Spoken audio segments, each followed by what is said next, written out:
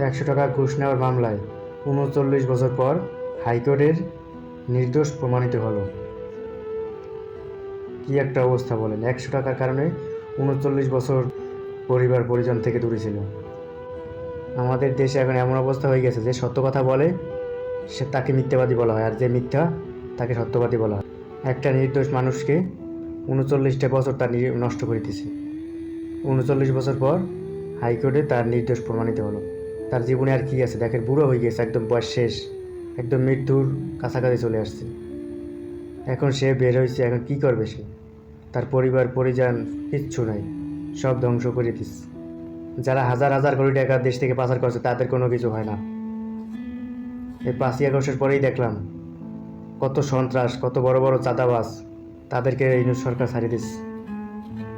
হাজার হাজার কোটি টাকা বাইরে পাচার করছে তাদেরকে ছাড়িয়ে দিচ্ছে।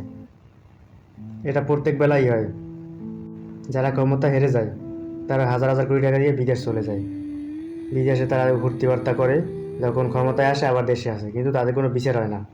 তারা মনে করেন আসা যাওয়ার উপরে আছে, টাকা তো আর দেশে রাখে না, টাকা সব পাচার করে বিদেশ নিয়ে যায়। ডক্টর ইউনূস একটা খুব ভুল করছে। ছাত্ররা যার জন্য জীবন দিয়েছে তো সেটা সফল হয় নাই।